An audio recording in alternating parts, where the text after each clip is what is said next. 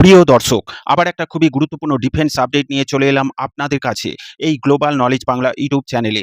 শত্রুর সবচেয়ে শক্তিশালী এয়ার ডিফেন্স সিস্টেম যদি নিজেকে লুকাতে রাডার বন্ধ করে দেয়, তাহলেও কি তাকে ধ্বংস করা সম্ভব?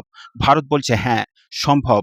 কারণ ডিআরডিও অর্থাৎ defence research and development organisation সফলভাবে পরীক্ষা করেছে এমন এক ক্ষেপণাস্ত্র যার নাম রুদ্রম 2।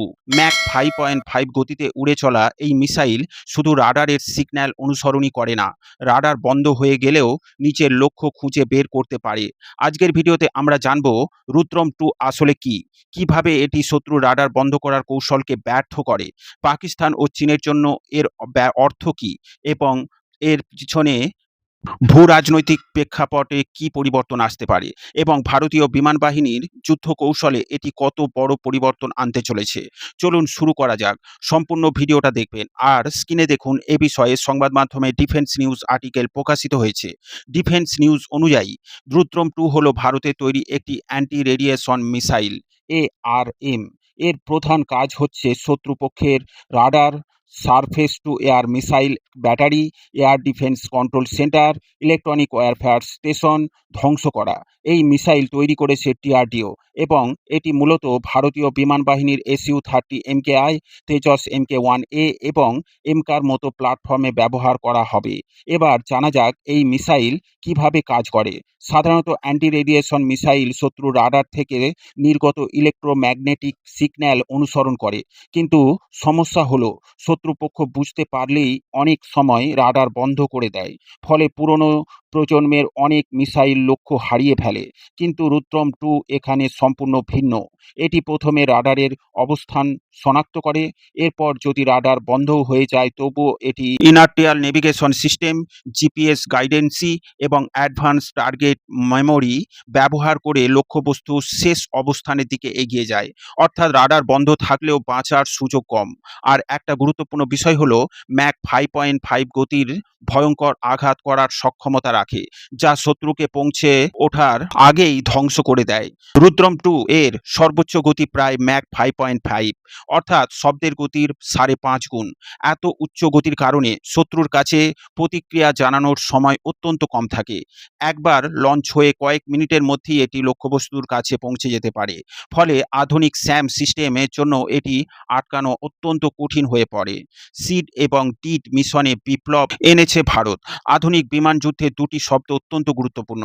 সিড হচ্ছে suppression of enemy air defence, অর্থাৎ শত্রুর বিমান প্রতিরক্ষা ব্যবস্থাকে অকার্যকর করা, আর ডেড হচ্ছে destruction of enemy air defence, অর্থাৎ সরাসরি ধ্বংস করা।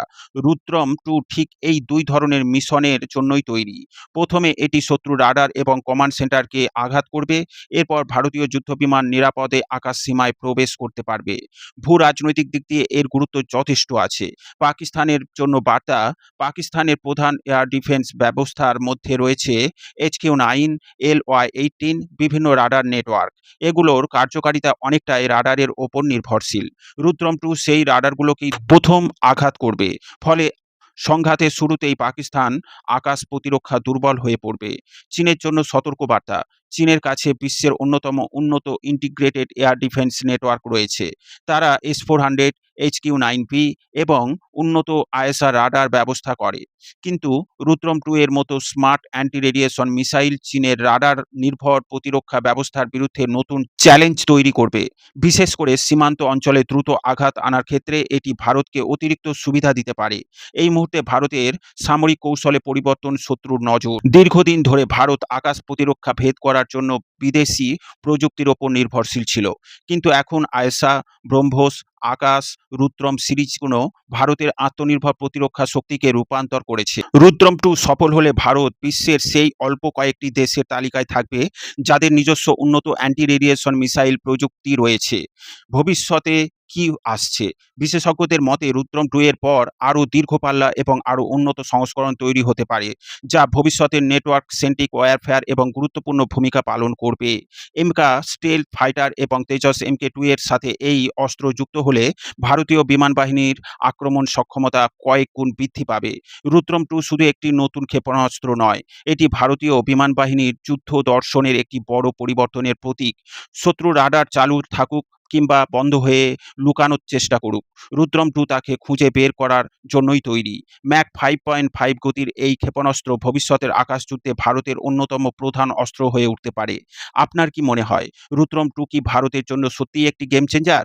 প্রিয় দর্শক, এ বিষয়ে আপনার মতামত অবশ্যই কমেন্টের মাধ্যমে জানাবেন। ডিফেন্স, ফরেন পলিসি ও জিওপলিটিক্স রিলেটেড খবর পেতে এই গ্লোবাল নলেজ বাংলা চ্যানেলটিকে সাবস্ক্রাইব করে আমাদের সাথে জুড়ে থাকুন এবং ভিডিও ভালো লাগলে লাইক ও শেয়ার করবেন। সকলকে জানাই আন্তরিক ধন্যবাদ।